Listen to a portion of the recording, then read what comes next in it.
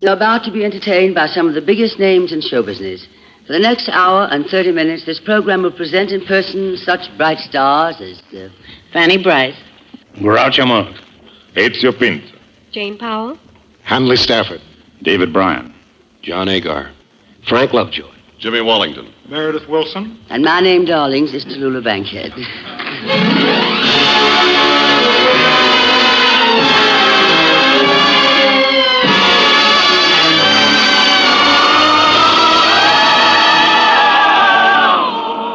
The National Broadcasting Company presents The Big Show. So listen, America, the curtains of America. We're going to fill your parlor full of stars. The Big Show. 90 minutes with the most scintillating personalities in the entertainment world, brought to you this Sunday and every Sunday at the same time as the Sunday feature of Five Show Festival, NBC's star-studded 5-night-a-week program extravaganza. Tonight's Big Show is presenting such top-flight stars as Fanny Brice, Groucho Marx, Ezio Pinto, Jane Powell, Hanley Stafford, David Bryan, John Agar, Frank Lovejoy, and Meredith Wilson. And here is your hostess, the glamorous, unpredictable Tallulah Bankhead.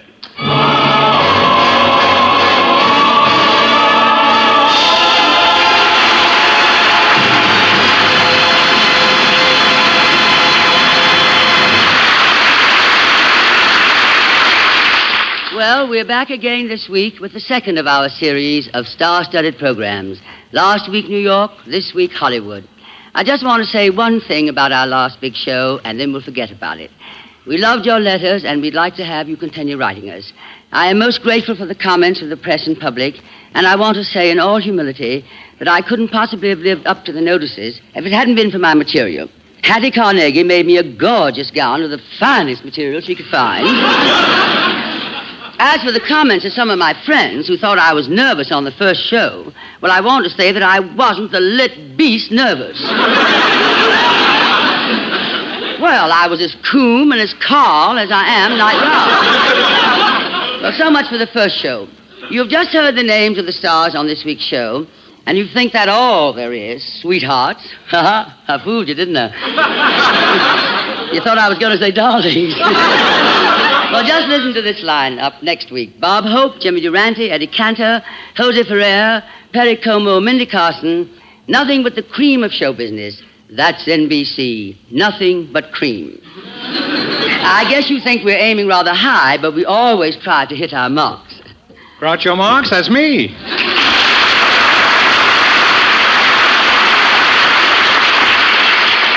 Well, look who's here. Hello, who are you? Groucho Marx. You're Groucho Marx? I always thought I was Groucho Marx. Oh, come now, I'm not Groucho. You know who I am, don't you? I'll take a wild guess. Chico? No, sweetheart. Harpo? No, darling. Am I warm? No, darling. You know, I've had that same complaint lately from more women. My name is Tallulah. A phony name if I ever heard one. Tallulah Bankhead, Groucho. Oh, Tallulah Bankhead Groucho. No, you tickle me. That's a date. What are you doing after the show? I have a dinner engagement. You believe in short engagements? I have an appointment after the show. What are you doing during the show? I'm pretty busy during this show, my pet. This is an hour-and-a-half program, you know. An hour and a half. Mm-hmm. That's a rather odd figure, isn't it? Well, yes. And speaking of odd figures, what are you doing after the show? Well, darling, I'm having a man for dinner. That's the main course. What are you having for dinner?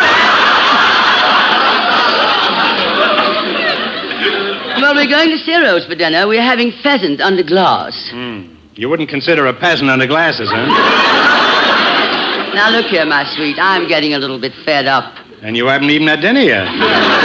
Oh, what's the use? You're incorrigible. I'll accept that, but who are you?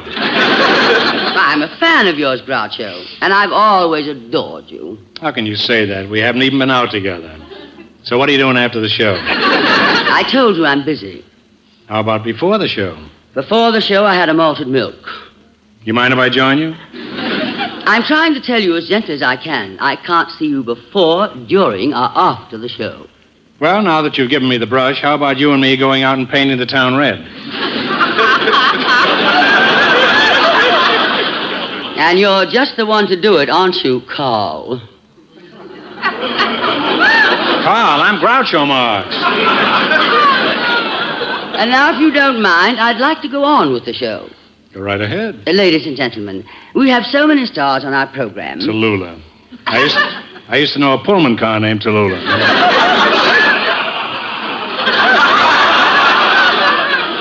Ladies and gentlemen, we have so many stars on our program. It had quite a caboose. Ladies and gentlemen. Tallulah, indeed. We have so many stars on our program. Obviously, this woman is an imposter.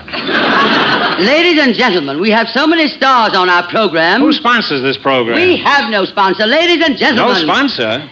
No, it's sustaining, ladies and gentlemen. How can you sustain yourself without a sponsor? We have so many stars on this show. No sponsor? What'll my friends think? Ladies and gentlemen. I had any friends. Ladies and gentlemen. If they could think. Ladies and gentlemen, we have so many stars on our program. How can they afford it without a sponsor? I'll bet the rent here alone must be about $85 a month. Ladies and gentlemen, please. Oh, I mean, Groucho, please.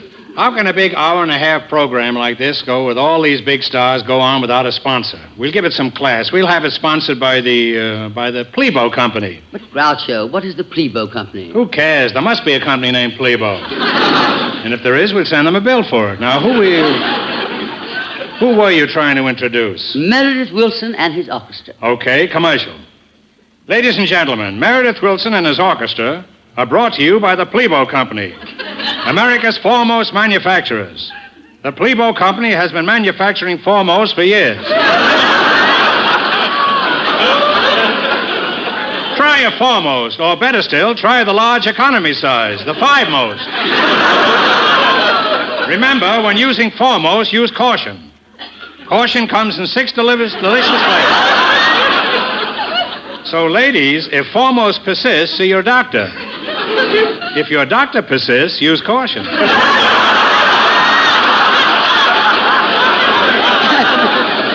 And now Meredith Wilson's orchestra plays Stardust, and I want to talk to you, darling. I remember you when you were one of the Four Mills brothers.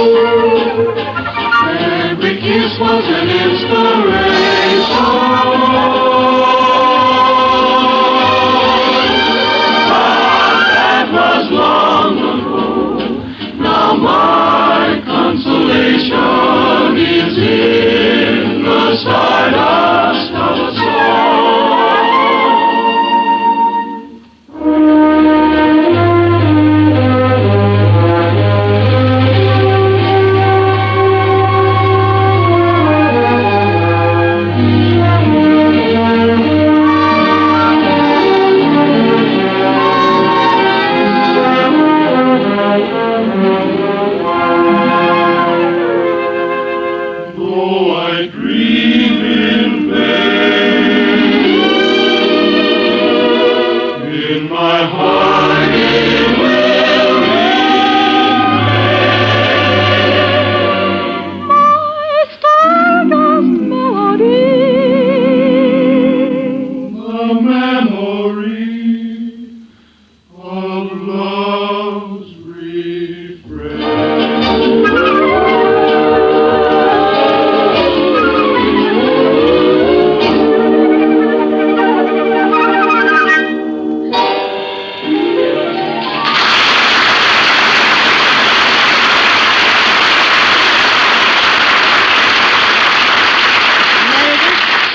That chiffon music of yours was delightful. You have just heard Meredith Wilson and his orchestra, brought to you by the Plebo Company. So buy a box of Plebo today.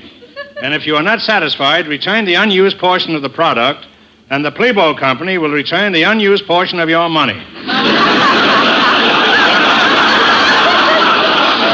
If you live in Canada, say hello to Papa Dion. And now we interrupt this commercial to bring you the rest of the show. Meredith, you were, as usual, divine. Well, thank you. You know, Miss Bankhead, I was thinking all through that number about the first time I ever saw Groucho Marx. It was 20 years ago. And let's keep it that way, shall we? Well, I guess you've forgotten, Mr. Marx, but it was back in Mason City, Iowa, my hometown. You and your brothers played there one night. You remember the village square? Was that you?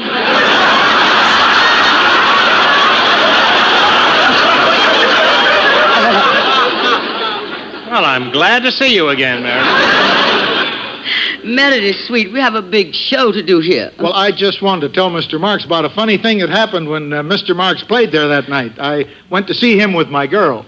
I was never with your girl. That must have been Hoffa. No, you don't understand. I was with my girl. And I was with Hoppo? No, you don't understand. I came to see your show with my girl. Your girl was in my show? Groucho, will you please let him get on with that nauseating little story?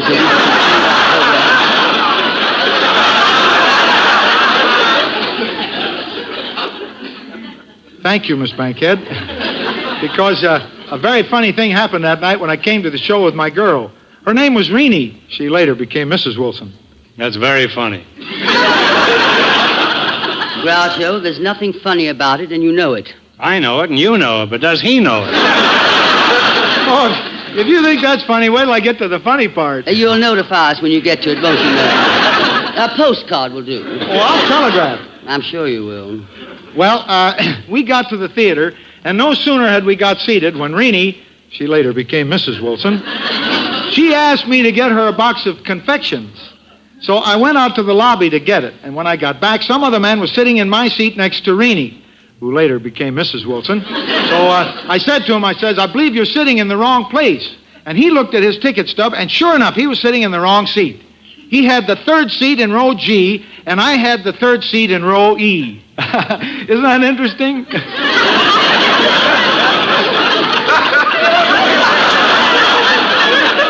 You know, Mrs. Wilson and I often have a good laugh about this when we think of it.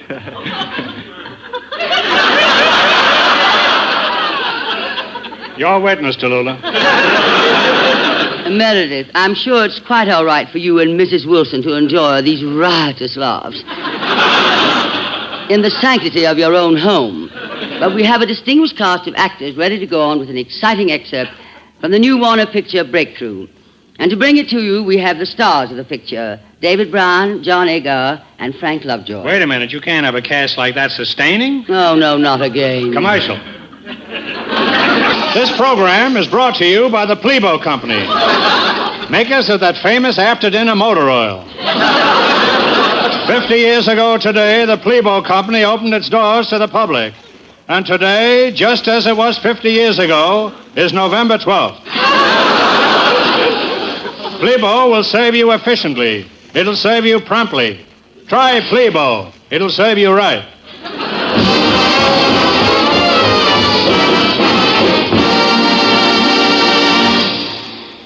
Yesterday was November the 11th, Armistice Day. Today, lest we forget, may the same thoughts and memories be with us. For the story of World War II, the story of all history, is the story of men. You knew the men. They came from your family, your street, your town. Warner Brothers, in their new film Breakthrough, have brought to the screen with great power a portrait of men at war. Here are David Bryan as Captain Hale, John Agar as young Lieutenant Joe Mallory, and Frank Lovejoy as Sergeant Bell.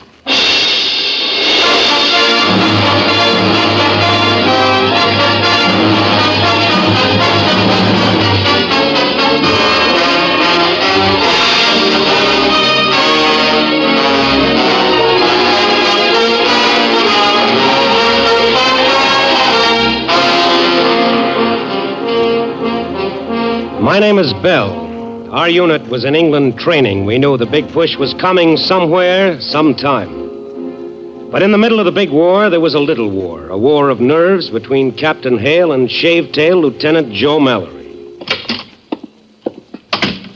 Lieutenant Mallory reporting, sir.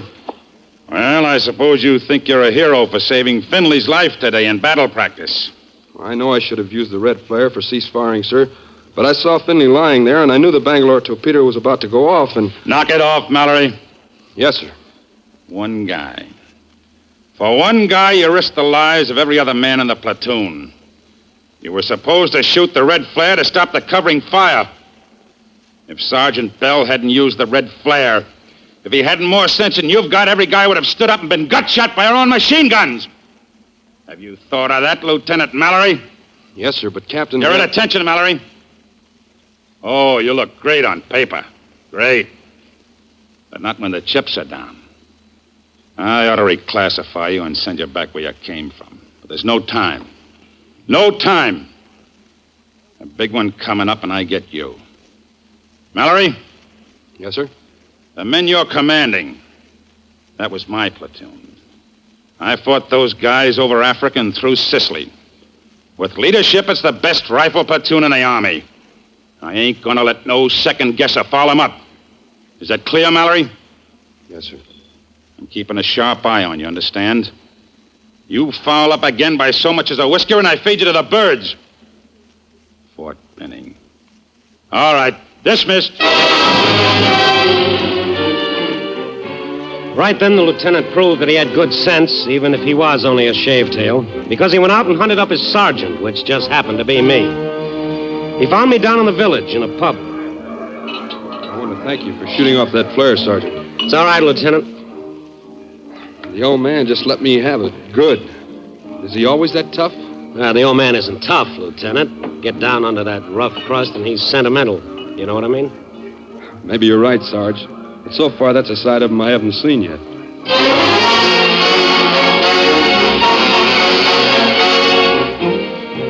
And the lieutenant didn't see that side of Captain Hale for some time. It was a lot later than any of us thought, and the old man got rougher. That's the way things went, real rough, right up until May 30th, 1944. And then, no more training. They told us they were going to give us a little ocean trip. Yep, right across the channel to France. All hands set watch on condition 1. All hands set watch on condition 1. What's the matter, Lieutenant? You scared? Yes, sir, Captain Hale. It's just that I... Don't apologize. So am I. You? After all the battles you've been in? Lieutenant, you're sort of scared because you don't know what it's going to be like. I know what it's going to be like, and I'm plenty scared. There's only one thing I can tell you. Yes, sir? 5 minutes after you hit the beach, you'll be a veteran.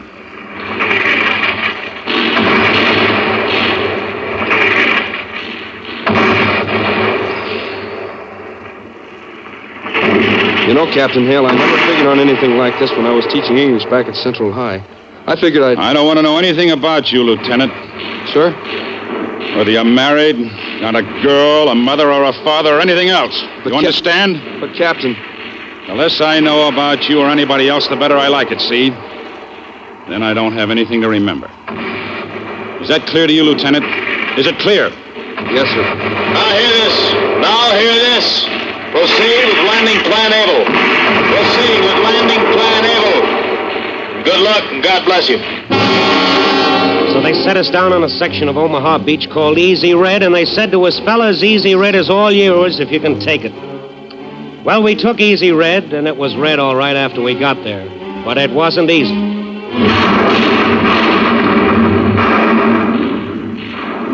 So the lieutenant got us going, those of us that were left, and we began the march across Normandy.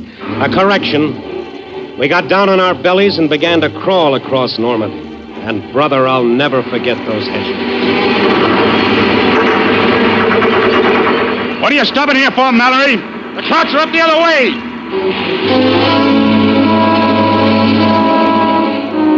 And then one day we got it real dirty, those of us that were left. The oldest man in our platoon was 35. He was married and he had 2 kids back in the States. He was sort of our unofficial chaplain. We all called him Uncle Roy. Sergeant Bell, where are you? Back of the hedgerow, Lieutenant. Over here. Well, we kind of got him on the run. Maybe we can take a breather now and... Sergeant, no. Yeah, Uncle Roy. Uncle Roy? Anybody else? Me, you, Sergeant, but Uncle Roy. Want me to get his personal effects? I'll get him. All right.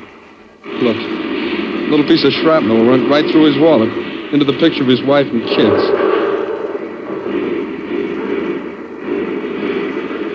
Mallory, what are you doing here? You know better than this. Bell, you taking time out to hold her wake? You never seen that dead man before? Go on, get out of here. We got a position to secure. Why, you unfeeling, hard-hearted... You heard me, Mallory. Move. So we moved, those of us who were left. But when we secured the position, the lieutenant made for the shack where the old man was using as a command post. Well, Mallory? There are a lot of things officers are supposed to be that have nothing to do with fighting a war. But you haven't indicated you can feel or know anything except how to kill Germans. What are you trying to say? Shut up and sit in that chair. I'm not through with you yet. One of the things I was taught was to see that the nearest of kin receive the personal belongings of soldiers killed in action. Here, take these. Those belong to a sergeant in my platoon.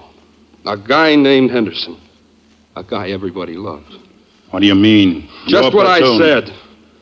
I don't expect you to have any idea of how my men or I felt about Uncle Roy. But I'm telling you now, Captain Hale.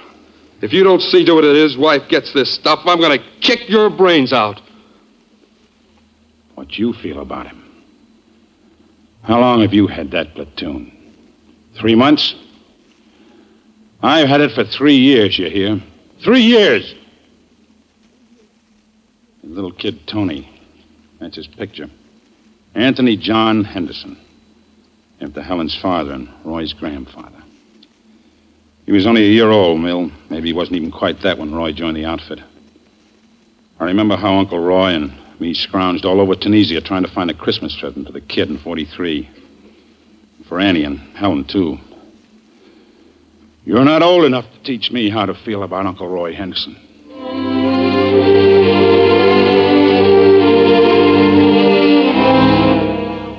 Well, finally, even the Army had to admit that our outfit had had it, those of us who were left. They took us to a rear area for rest and replacements. I happened to be in battalion headquarters the day they told Captain Hale he was promoted to major. But they didn't kid the old man, not even by that much. He knew he was being kicked upstairs. Don't sit there looking so dumb, Mallory. If you got nothing to say, go over to the USO hut. Sounds like they're having a good time over there. I just don't understand it, Captain. I mean, Major. It's in plain Army English. I'm relieved of command, and you've got it. Congratulations. But why? I'll never be as good as you. Oh, yes, you will. If you live long enough. I look all right to you, Mallory? Well, sure, of course. Well, I'm not. I'm a loony, Joel. A battle psycho. I've made so many decisions, I'm afraid to make decisions anymore. So I'm a bad risk. A bad company commander. But it meant a promotion.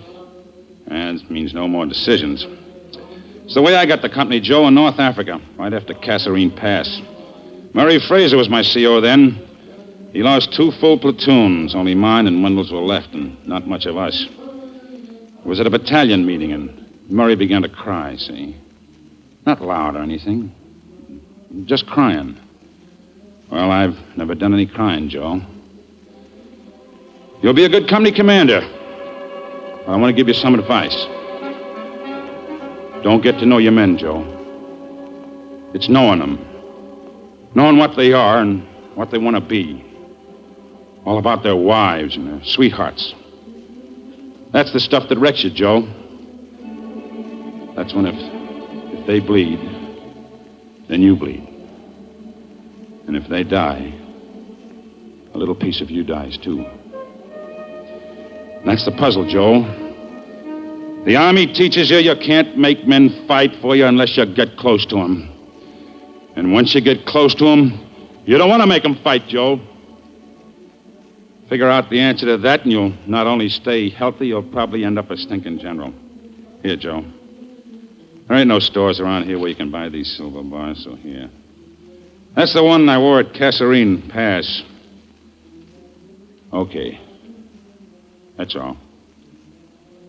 You'll be moving up for another big push soon, so get out of here and have a good time. Well, that's the Army. And sure enough, 2 or 3 days and we're ready to move up. And sure enough, we get us a brand new shape here. Lieutenant Johnson reporting for duty, sir. You were supposed to have been here yesterday. I know, sir, but I took the wrong road. And so you got lost. Oh, that's fine, Lieutenant Johnson, just fine.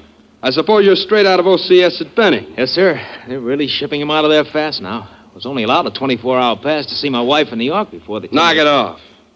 Yes, sir. Remember this, and don't make me repeat it. As far as I'm concerned, you can forget the family history. Well, sir, I only... You're at attention, Johnson. Yes, sir. If you're as good under fire as you are on paper, we'll get along. If you're not, I'll reclassify you and ship you back to a repo depot. That clear? Yes, sir. We're moving up tonight, so I'd better tell you a few things. You're getting the best rifle platoon in the Army. My platoon. Give them good leadership and they'll fight for you. And they'll die for you. And they won't let you down. But I'll have my eye on you. And if you foul up by so much as a whisker, just once, understand? So help me, I'll feed you to the birds. Fort Benning. All right, dismiss.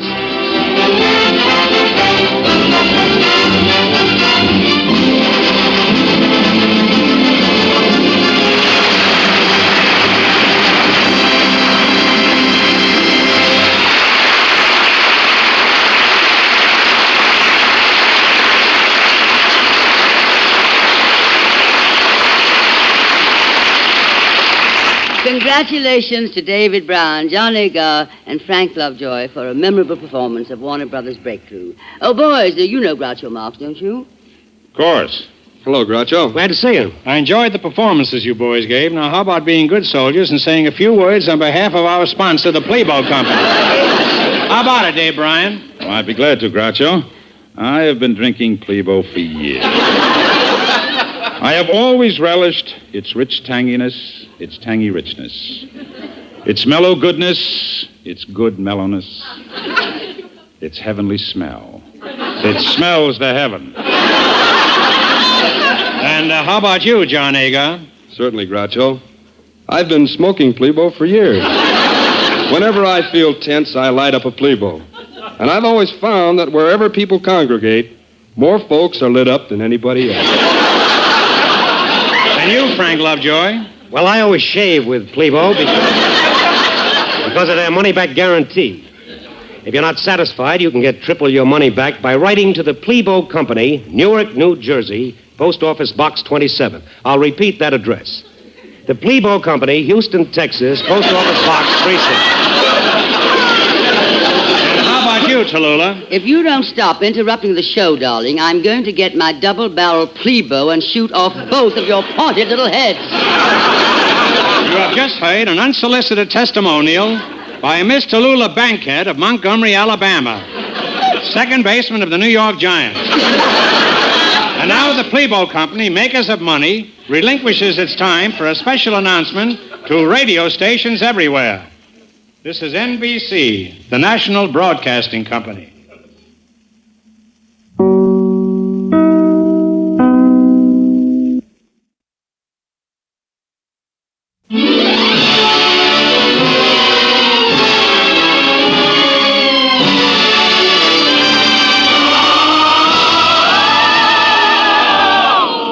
The Big Show. This is the National Broadcasting Company's Sunday extravaganza with the most scintillating personalities in show business. This portion of the program is the Sunday feature of NBC's star-studded 5-show festival of comedy, music, drama, and mystery. presented 5 nights a week and brought to you by the makers of Anacin for fast relief from pain of headache, neuritis, and neuralgia, and by RCA Victor, world leader in radio, first in recorded music, first in television. The big stars on this program are Groucho Marx, Fanny Brice, Ezio Pinza, Jane Powell, David Bryan, John Agar, Frank Lovejoy, Hanley Stafford, Meredith Wilson and his orchestra, and every week your glamorous hostess, Miss Tallulah Bankhead.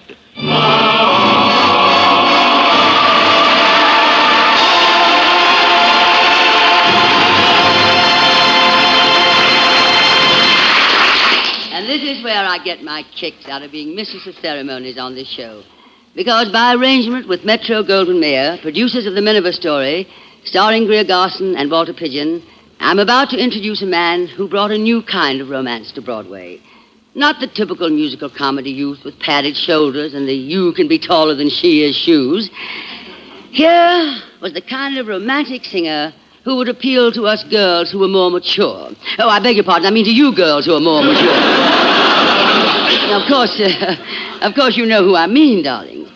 A star of the Metropolitan Opera, a star of South Pacific, and now a star of MGM. Ladies and gentlemen, Mr. Ezio Pinza.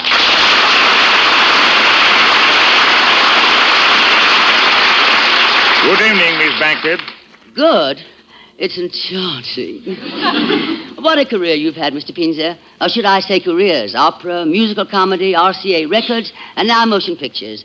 And you've only begun, but you'll be going on forever. Oh, not me, Miss Bankhead. I am going to retire when I reach 40.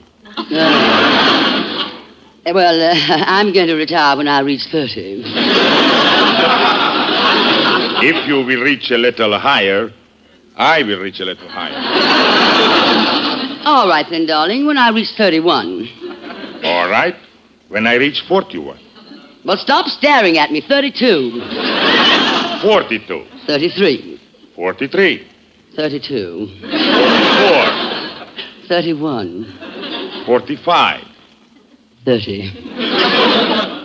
Tallulah, one of us is reaching in the wrong direction. Oh, well, let's not play that silly little game anymore, Ezio. I understand that in your new picture, Miss Imperium, you sing to Lana Turner. But would you sing now to me? Well, yes, I could. Well, I don't like the way you said that. Darling. Excuse the word darling. If you sing them to Lana, why can't you sing them to me? Would it make that much difference? Oh, no, of course not. Except that Lana is so much shorter than you are. Oh, thank you, Ezio. Under the circumstances, that's the sweetest thing you could have said to me. And now, Ezio, would you sing my very favorite number, and I really mean this, September Song?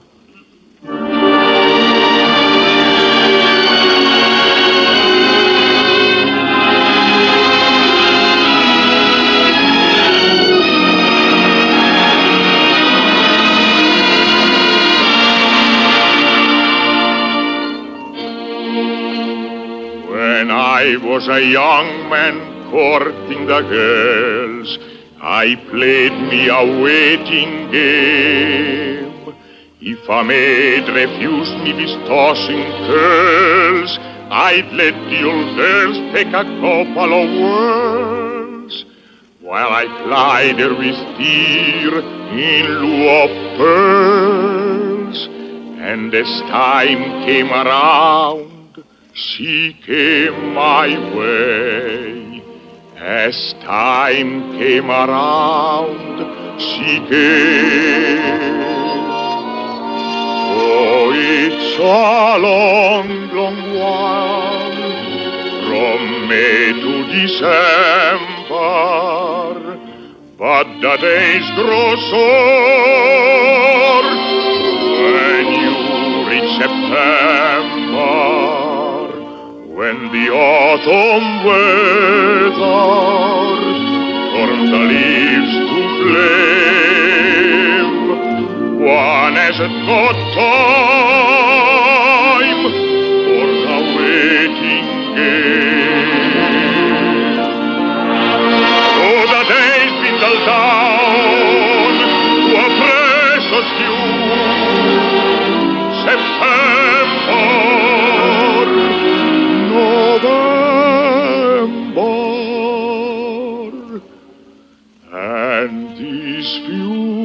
precious days I'll spend with you. This precious day I'll spend with you.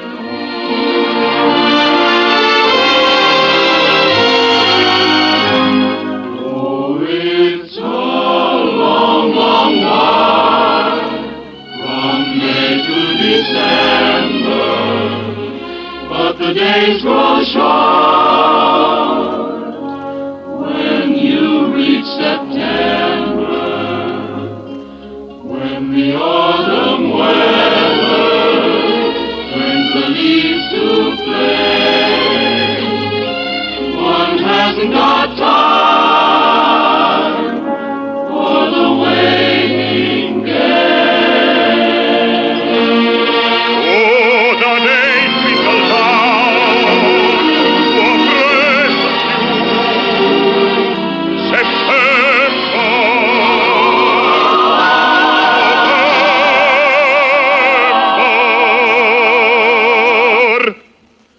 And these few precious days I'll spend with you.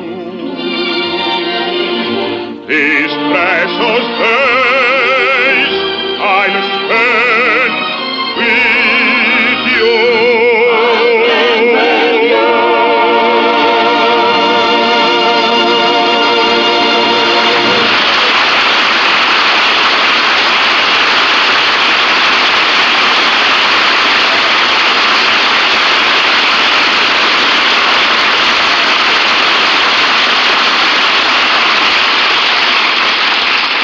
Bravo, Ethel Pinza, bravo. Thank you. Yes, bravo, and not only bravo, but Chico and Hoffa. Oh, Mr. Pinza, do you know Groucho Marx? Groucho Marx? What a peculiar name.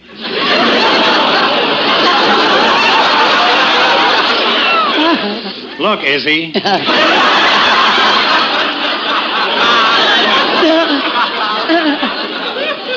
Don't you feel a little peculiar singing on a program that hasn't got a sponsor? Let me give you a commercial.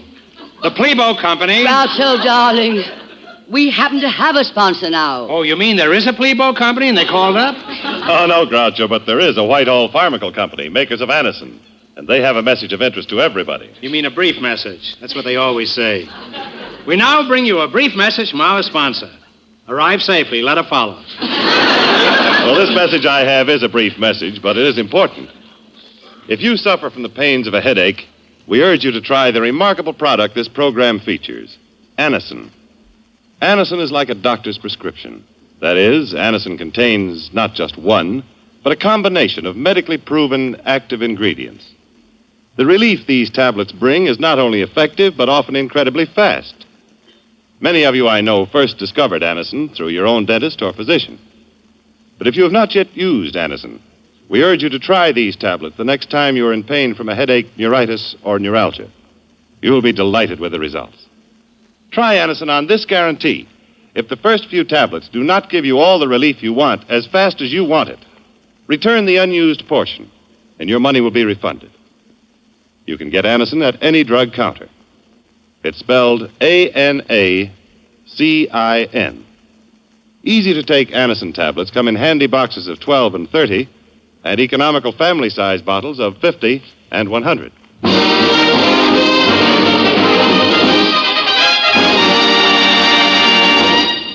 Snooks. Oh, Snooks. Yes, Daddy. Stick close by. I don't want you to get lost here at NBC. Say, Daddy, look on that door there. It says Tallulah Bankhead. What about it? What's a Tallulah Bankhead? What's a Tallulah Bankhead? Mm-hmm. Just about the most famous stage actress today, that's all. Oh, is that all? Is that all? Who made such a great success in A Royal Scandal? Who starred in the hit play The Skin of Our Teeth? Who thrilled thousands on Broadway in The Little Foxes? Who, I ask you? Who? Well, what are you crying about? I didn't do it.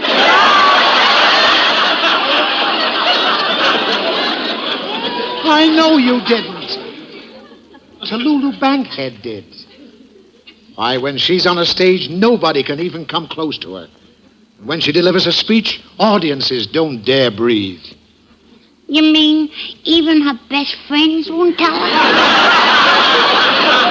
Oh, stop.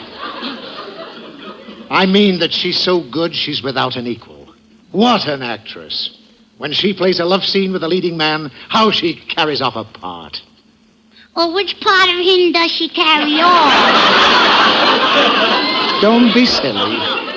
Gee, I'd like to be an actress when I grow up. Oh, that's ridiculous. You're not pretty enough. You mean I'm ugly?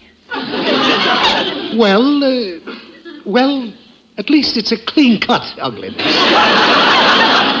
Look, stay here a minute. We're supposed to be contestants on Groucho Marx's quiz show. I better check up about it. Be back soon. All right, Daddy. I don't care what Daddy says. I'm going to be an actress when I grow up. Like Tallulah Bankhead. Say, I know what I'll do. While Daddy's gone, I'll knock on her door and I'll ask her how to get to be one. Yeah. Come in.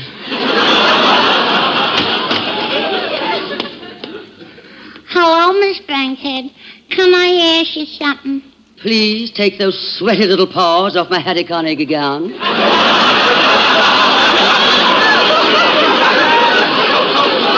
Or I'll slug you one. Gee, you wouldn't hit a little girl, would you? No, but if you're as noxious as you look, I may boot you one. Well, get over with it. What have you got on your chest? Nothing. I told you I was a little girl.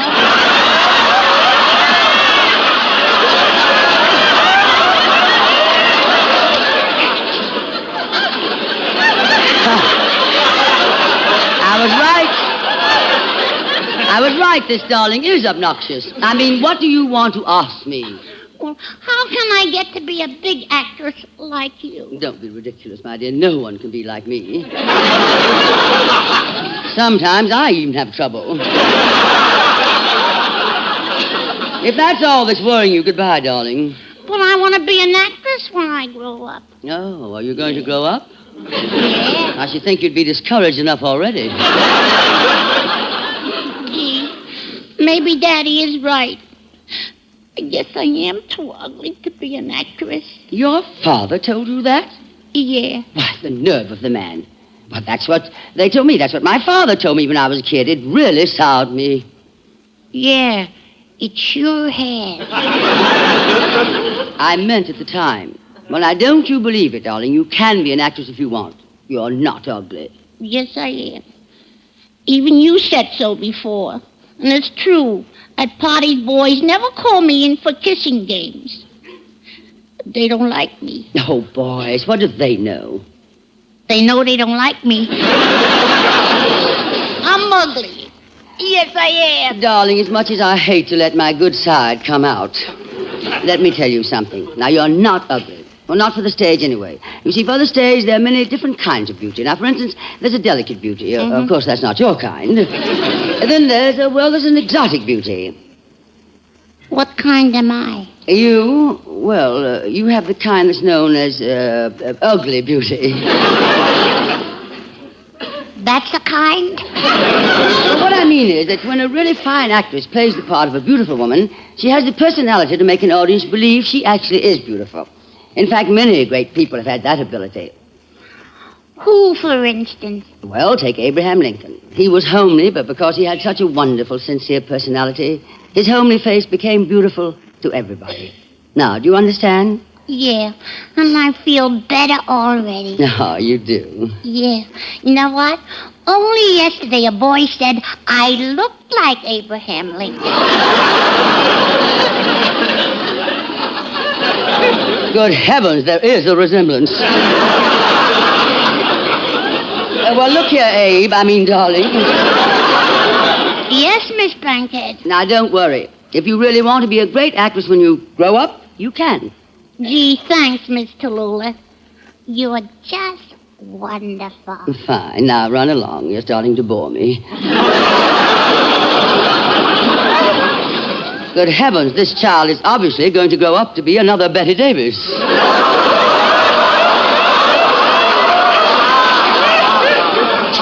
Oh, Snooks, there you are. Gee, it's Daddy. I'm sorry if she bothered you, Miss Bankhead. Ain't she wonderful, Daddy? And isn't that a beautiful dress she's wearing? Yes. Isn't it? And it's so soft and silky. Take those sweaty paws off my Hattie Conninger gown. I mean you, Daddy. Oh. I beg your pardon. I'm sorry. Well, come on, Snooks. I really do hope we haven't bothered you, Miss Bankhead. But we heard that Groucho Marx was going to do his quiz program on this show tonight. Oh, that comes a little later in the program. Oh, well, come on, Snooks. We'll wait over here. Say goodbye to Miss Bankhead and tell her you're sorry you bothered her. And for heaven's sake, pull up your garters. Goodbye, Miss Bankhead, and I'm sorry I bothered you. And for heaven's sake, pull up your garters. Coming, darling.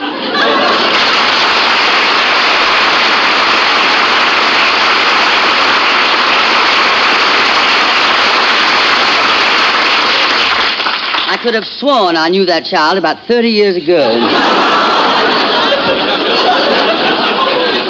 Of course, I was just an infant then, and she was a grown woman. And here I am a grown woman, and now she's just a child. Hey, you know who I just saw out there? Fanny Ward. Groucho, that's Fanny Brice, and that man with her was Hanley Stafford, her father. Fanny Brice's father is Hanley Stafford? Well, he's not really her father. She's his ward. That's what I said, Fanny Ward. And speaking of Fanny, what's Pincer doing sitting around in his dressing room?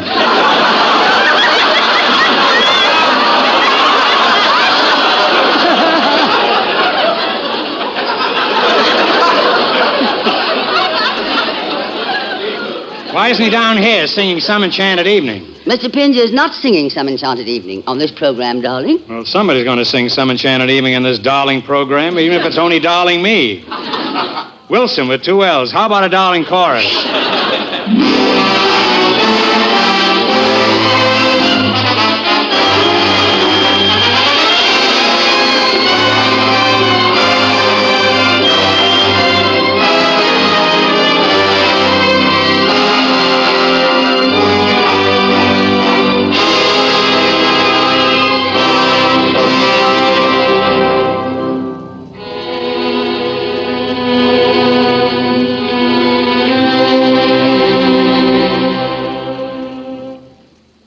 Some enchanted evening, you will meet a stranger. You will meet a stranger across a crowded room, and then you will know even then, that someday you'll meet her again and again. Yes, that's the way it happens. I was at a party some years ago. It was a cocktail party. Shrimp cocktails. Smallest drinks I ever saw. All of a sudden, I looked across the crowded room, and there wasn't a stranger in the place. So I went to another party, and there I saw her. I cut across the room. I took her in my arms, and I kissed her full on the lips. And she said, "Take that cheap cigar out of my mouth." Well, at party after party, I saw her again, and again, and again, and again, and again. It was during the Roosevelt administration. And then at one party, I met another stranger, a stranger, her husband. He hit me so hard I would have fallen out of a 15-story window. But I managed to grab a hold of the straps of her strapless evening gown. Once you have found her, never let her go. Once you have found her, never let her go.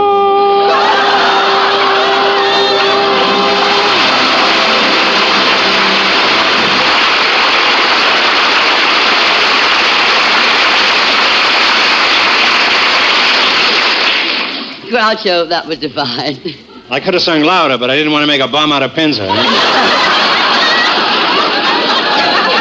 No, Groucho, listening to you sing again and clown through that song brought back warm, dear memories of those days on Broadway when you and your brothers ran through all those wonderful shows like Coconuts and Animal Crackers. Well, maybe I'm sentimental, Groucho, but memories are my dearest possession. The brilliant Dorothy Parker put it so well in the famous piece she wrote called Sentiment. I'd like to do it for you.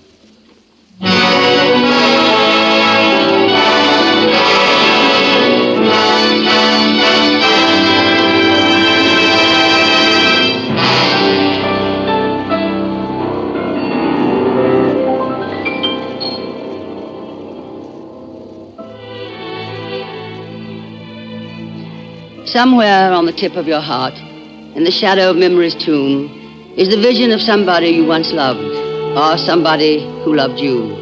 An image that can return to haunt you day and night. Perhaps you remember how it feels, or perhaps you may be feeling it now.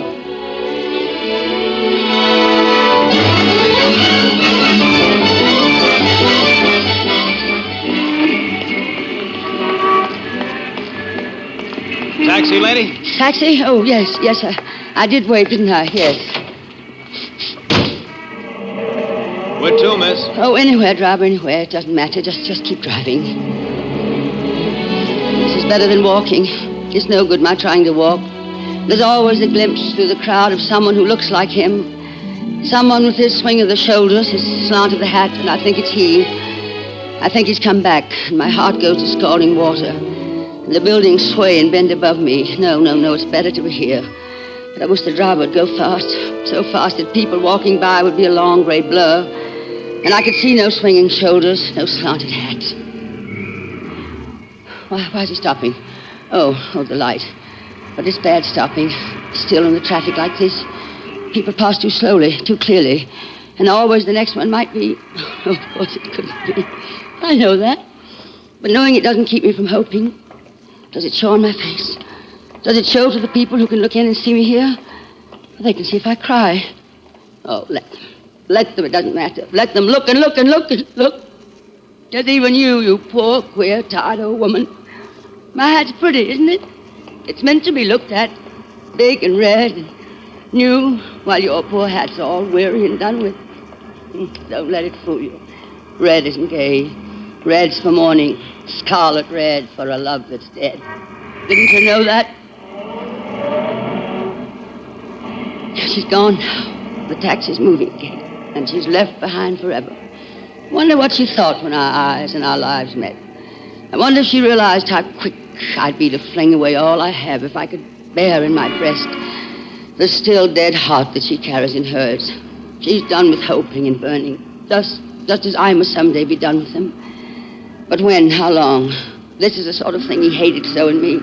I can almost hear his words, his voice. Oh, for heaven's sake, he'd say. Can't you stop that fool sentimentalizing? Why do you have to do it? Why do you want to do it? Just because you see an old charwoman on the street, there's no need to get sobbing about her. Well, she's probably on her way to get a bottle of bad gin and have a roaring time. You don't have to insist that everybody's sad. Can't you ever stop being sentimental? Yes, that's what he'd say, I know. But he won't say that or anything else to me anymore. Never anything else, sweet or bitter. He said all he had to say that last time, and I knew what it meant. He was trying to be kind, trying to let me down gently. But I wouldn't let it.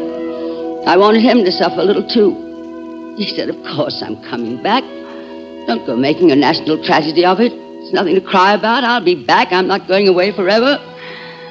But I knew because that wasn't the moment he left me. He left me long before that. He was far away then and he didn't know it. But I knew it. I knew it then and I know it now. He's gone away and he won't come back. He's gone away and he'll never come back. He'll never come back. Listen to the wheels singing on and on and on. That's sentimental, I suppose. I wonder why it's so wrong to be sentimental. Why it's wrong to have feelings. Why do they keep telling me to stop mooning, telling me to forget it? Who's right and who's wrong and who decides? How can I be like them when he's always with me, he and all his beauty and his cruelty? Forget it, oh, sure, it's easy. Don't think of him, that's all. Yeah, don't think of him. Don't breathe either. Don't hear, don't see. Stop the blood in your veins. Oh, I can't go on like this. I can't. If I knew it would be over in a day or a year or 2 months, I could endure it. Even if it grew duller sometimes and wilder sometimes, it could be borne. But it's always the same, and there's no end. How am I to go on sitting and staring and buying big red hats and hating them, and then sitting and staring again, day upon day upon day upon day, tomorrow and tomorrow and tomorrow? How am I to drag through them like this? What else is there for me? Go out and see your friends and have a good time, they say. Don't sit alone and dramatize yourself. Don't they know, the empty fools, that I could not see again the friends we saw together, could not go back to the places where he and I have been? He's gone, it ended. And when it ends, only those places where you've known sorrow have kindly to you. If you revisit the scenes of your happiness, your heart must burst of its agony. And that's sentimental, I suppose. I wish I could say it to him, but I won't say anything to him ever again, ever again. He's gone and it's over, and I dare not think of the dead days. All my thoughts must be slow and brown. Oh, no, driver. Oh, you shouldn't go through this street. This was our street, the place of our love and laughter. I can't bear this. I can't. Even with my hands tight over my eyes, I can see it. I can feel it in my heart. This street of all streets, I know it as I know my hands, as I know his face. Oh, why can't I die as we pass through? It's like a vision that won't leave me. We must be passing the little florist shop now. He used to buy me little yellow primroses, and now I can't bear having flowers near me. Then after the florist, the apartment houses, and in front of the biggest one, the gold dome when it never smiles. And then the small house with the baby carriage, forever in the sun, and that little starfish of a hand reaching up to his when he stopped to smile at it. Then the doctor's house, and the 3 little thin gray houses off it. And then, oh God, our house. Our house. Though we only had the top floor. And I used to lean out the window to catch his last wave each morning, barely able to see it because of the big tree. Our tree, he called it. Our personal tree. Oh, no one could bear this, no one. Why must I be driven through here? Why? What torture could there be so terrible as this? Why do we move so slowly? It'll be better if I uncover my eyes and look. Maybe that'll end it. I'll see our tree and our house again. And then my heart can burst and I'll be dead forever as soon as I look. I must look.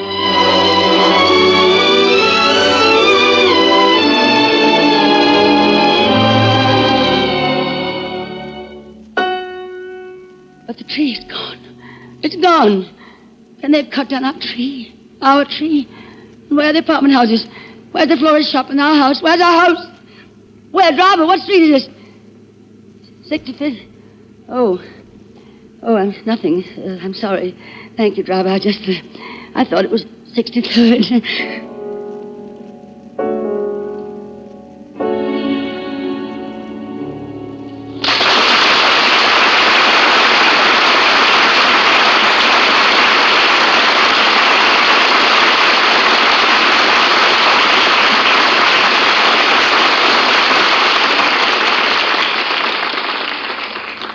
Here's a word from RCA Victor. If you're the head of a family, please come close for a moment. How would you like to become a hero overnight? How would you like to be more popular than Santa Claus with your wife, your children, and your neighbors? How would you like to treat yourself and them to top-flight entertainment of every variety every day in the year for years to come? You would? Then you have a date tomorrow with your RCA Victor dealer. A date to pick out the RCA Victor television set that's perfect for your family and your finances. You'll have your choice of 18 beautiful new RCA Victor models of all sizes and styles, with luxurious cabinets, thrilling sound, superb pictures in television. Whichever size and style you pick, you'll get million-proof quality. The incomparable quality which has made RCA Victor far and away America's favorite television. See your RCA Victor dealer for your million-proof masterpiece tomorrow.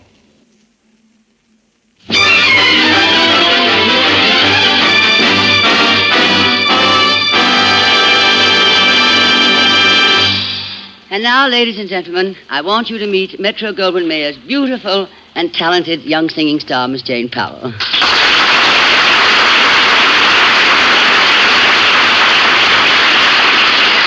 Jane, what's exciting out at MGM these days, huh? Oh, we're all excited about the new Technicolor picture, King Solomon's Mine. Oh. Starring Deborah Carr and Stuart Granger.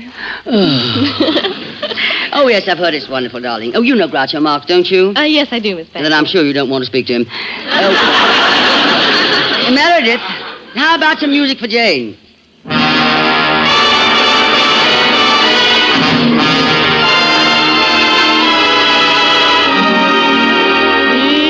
It's a most unusual day. Feel like throwing my worries away. As an old native-born Californian would say, it's the most unusual day. There's the most unusual sky. Not a sign of a cloud passing by. And if I want to sing from my heart in the ring, it's the most unusual day. There are people meeting people. There is sunshine everywhere.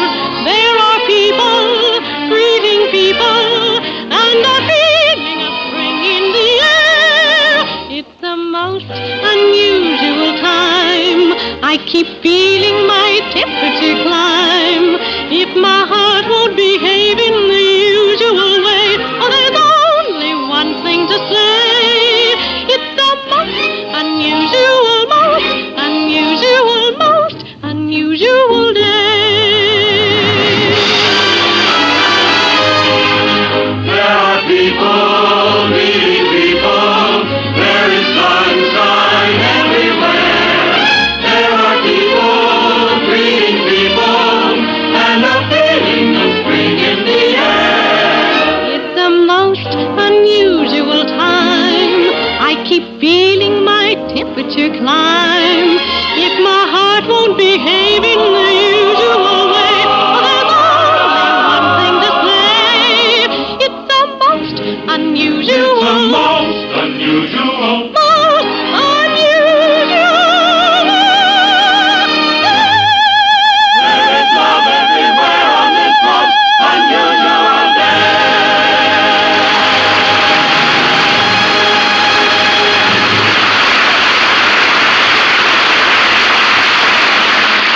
Bravo, Miss Powell, bravo.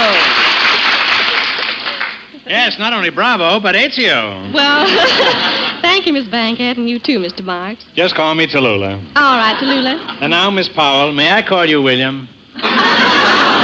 Groucho, why don't you go out and get ready for the quiz show? We're going to do it as soon as Jimmy Wallington makes a statement that he seems to be bursting to make. Well, what I wanted to say, Miss Bankhead, was that this portion of the program was brought to you by the Whitehall Pharmacal Company, makers of Anacin, Colinos, Bicidol, and other fine drug products. And by RCA Victor, world leader in radio, first in recorded music, first in television. And now, Miss Bankhead, would you like to ring your chimes? Of course, Jimmy. This is NBC, the National Broadcasting Company.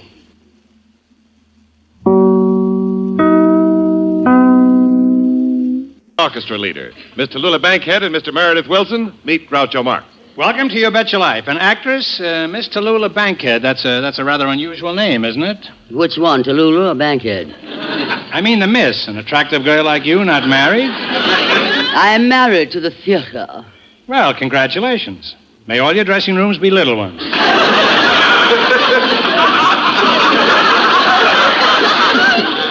With running water, preferably. That's an Indian I used to know. Are you a movie actress? I'm an actress of the legitimate theater, the theater of Helen Hayes, Lynn Fontanne, Catherine Cornell. Well, we have a few great actresses in the movies, too. Livia de Havilland, Greer Garson, and tell me, when have you seen as great an actress as Betty Davis in All About Eve? Every morning when I brush my teeth.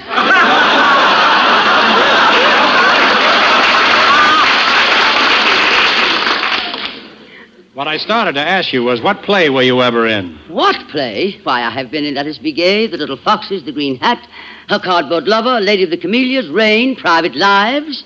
Pretty long title of a play. Huh? No wonder it closed.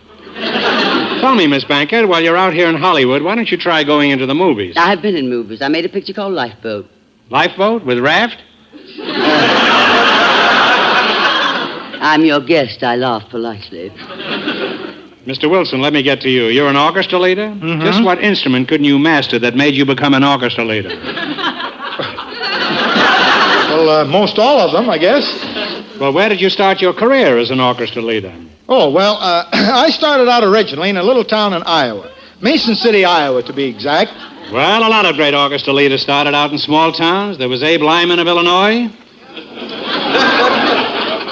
Later became president, I hear. That must have been before Petrillo. Everything has been before Petrillo.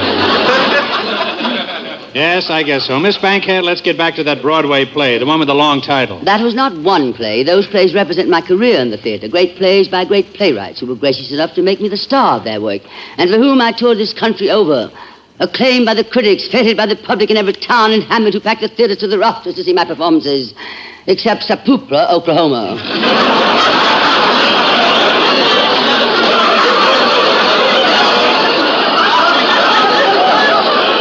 That is certainly a novel pronunciation.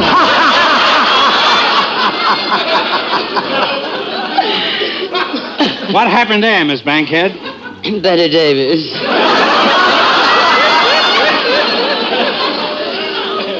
Oh, tell me, Miss Bankhead, do you think I could be an actor in the theater? Anyone can become an actor, I suppose, but to be great, one must suffer. I had to wrestle with every part I master. I've had to wrestle with every emotion known to man. Is there any method by which you can learn this acting profession? Well, I use the Stanislavski method. Stanislavski? Constantine Stanislavski. Oh, yes, good wrestler, that Stanislavski. How about you and me doing a little wrestling? I mean, a little scene from something and see if I have any acting talent. Very well. What do you know? Oh, not much. What do you know? What I mean is, are you familiar with the lines from any great plays? Just some of the actresses. No, well, I know, Come Up and See Me sometime. Oh, no, dear. Well, we'll improvise. I do this quite often. It's great training. Well, I will set the scene in a drawing room in London. Penelope, the wife, is telling Cyril, the husband, that she has fallen out of love with him and is leaving him for someone else. English drawing room drama. Are you ready? Wait. Cyril, you remember when we first decided to get married? We said that should be one of us tar the other. That one won't tell the other. Wait. Cyril, I'm telling you now, I'm tired. Quite. I'm leaving you. Quite. This is the quietest part I ever had. Cyril, I have found happiness elsewhere, but you, my pet, what will become of you? Oh, don't worry about me, old girl. I shall probably end it all by leaping into the Thames River. Oh, Mr. Marx, it's pronounced Thames River. That's for the stomach, isn't it? I shall leap into the Thames River. Look, you jump in the river you like, and I'll jump in the one I like.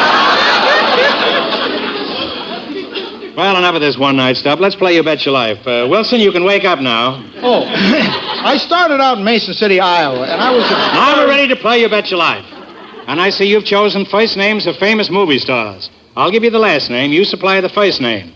Now, how much are you going to bet on the first question? We'll bet the whole 20. Okay, Miss Bankhead? Press on, Meredith. Are you referring to his pants? Okay, for $20. What's his first name? His last name is Raines. Claude. Right, Claude Raines. That's exactly what I was going to say, my pet. You took the words right out of my mouth. Okay, you now have $40. How much will you bet? 40. For $40, her last name was Palmer. Lily. That's right. Lily Palmer. Exactly what I was going to say, my sweet. You see, you beat me to it by just... And how much will you bet now? You have $80. I bet you $80. All right, for $80. His last name is Clift. Montgomery. Correct, Montgomery Clift. You now have $160. I was about to say that, Mr. Wilson. You're too quick for me. All right, you take the next one. Let's bet the whole thing. All right. Very well. All right, now for $320, the movie actor whose last name is Stewart. What's his first name? I know, James. I'm sorry, you lose. It's Thames.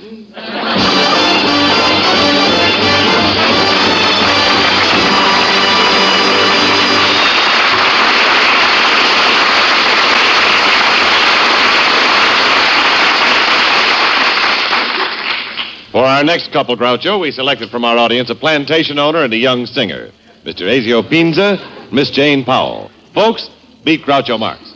A plantation owner and a young singer. Miss Powell, you're the plantation owner? No, I'm the young singer. I am the plantation owner. Oh, do you plant taters and do you plant cotton? I do. I now pronounce you Old Man River. Now, Miss Powell, what does a pretty girl like you do for a living? I work for MGM. I can't hear you. Would you mind stepping a little closer to the microphone? On second thought, forget the microphone. Just step a little closer to the quizmaster. Well, which is which? Well, the microphone... The microphone has more holes in the head. Now, Miss Powell, as you know, this is a quiz program. So, what are you doing after the show? I'm busy. Let me put it this way. I can get you into pictures. Well, I'm already in pictures. Well, let me put it this way. Can you get me into pictures? I am a plantation owner. Haven't you sold that thing yet? Oh, yes. Do you plant taters and do you plant cotton? That's right. Well, them that plants them are soon forgotten. So let's forget about you and get back to Miss Powell. Miss Powell, how old are you? 19. You call that old? Which brings us to Mr. Pinza. Is that the way you pronounce it? That is right. Ezio Pinza. How's that again? Ezio. E-Z-I-O. Ezio. Pinza. P as in Peter. I-N-Z-A. Ezio Pinza. Tell me, Tom, you must have had a very...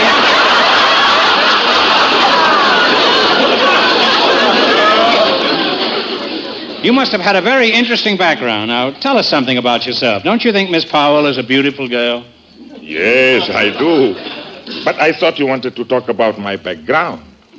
Well, with a background like Miss Powell standing around, we should talk about yours. Oh, well, what is your background? How'd you start out? I started out in Italy as a professional bicycle rider. Then I was with the opera in Milano. Then I went to the Metropolitan Opera in New York. And then I became plantation owner in South Pacific. Couldn't hold a job, eh? Well, all right now. We're ready to play You Bet Your Life. I see you have chosen songs for your category. Cowards. Now, you have $20 between you to bet. Miss Powell has 17, and Tom, you have 3.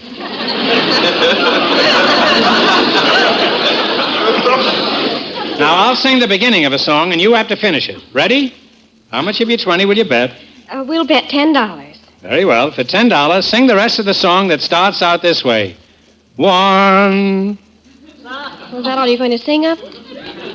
That's all. 1. And no hints from the audience, please. I know what that is.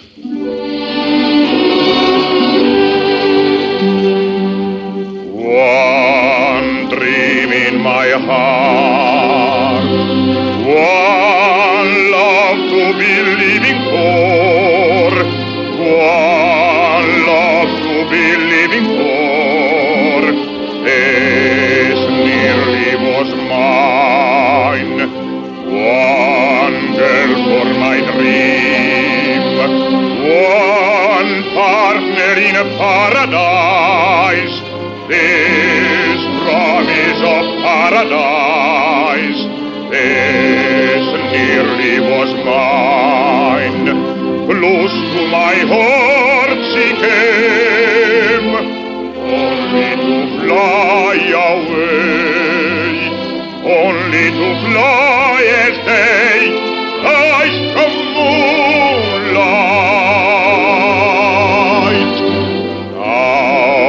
Now I'm alone. still dreaming of paradise, still saying that paradise once Italy was mine.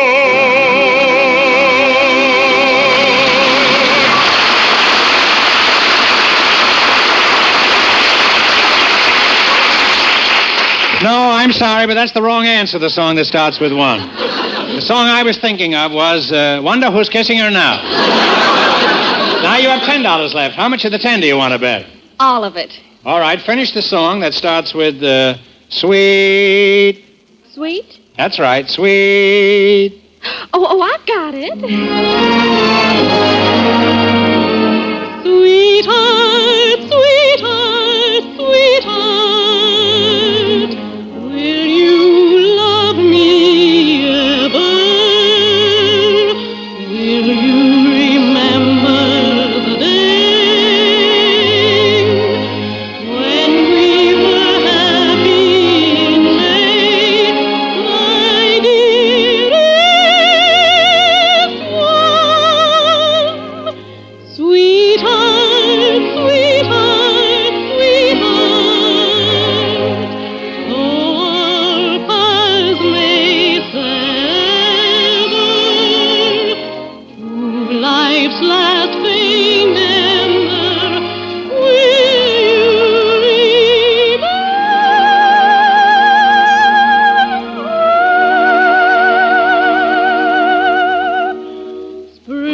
Springtime, love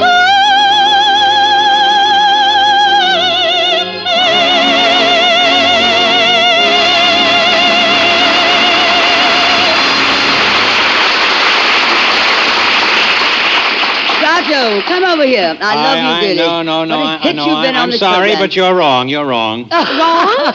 But what I'll is be the over song in a that minute, starts with sweet? What's that? What is the song What a that starts ham. with She can't sweet? wait till she gets back.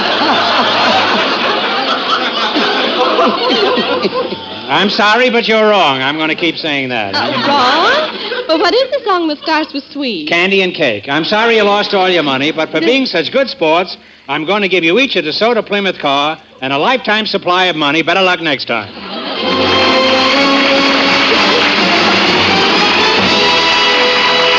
Come over here, Groucho. For an hour and a half, you've been bouncing through this show, darling. I hope your check doesn't do the same. You say, I don't know about you. I don't know about you, but the rest of my script is blank white paper. Yes, we're a little short. Yes, we're a little short, folks, so hello. I could fill in here. Would you like to have me sing another song? Oh, no, my pet, I don't think so. You don't like my singing? Well, you must admit that singing is not your forte. I wish Knox were my forte. That's the sort of thing you do best, Groucho, jokes. You've heard the old saying, shoemaker, stick to your last. No, how does it go? Well, that's it, darling. It means you should stick to what you do best. I see. What are you doing after the show? Darling, you don't seem to understand. I mean, you're a divine comedian, but your singing voice really, Groucho. I wasn't going to bring this up, but as long as we have blank white paper here, I heard you sing on the show last week. Oh, do you mean when I sang Give My Regards to Broadway? I've got news for you. Broadway refused them.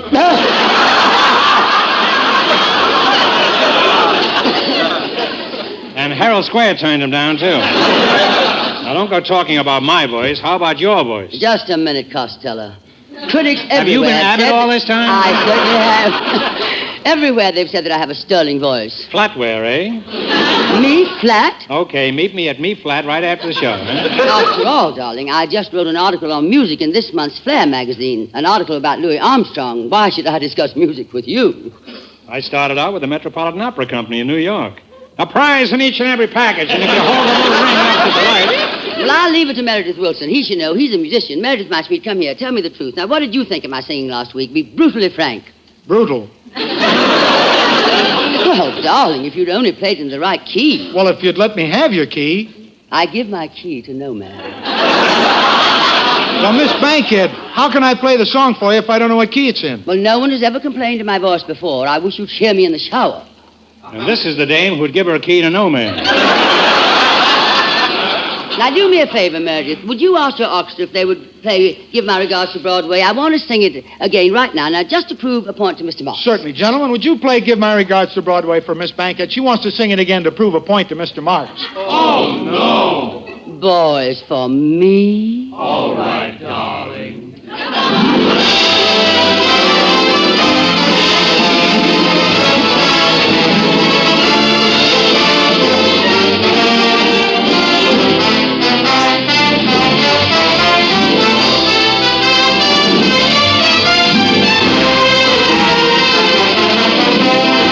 This is your note, Miss Bankhead. Thank you very much. Give my regards to Broadway. Remember me to Herald Square. Oh, darlings, until next week, when you'll come to see you from the Citizen in New York.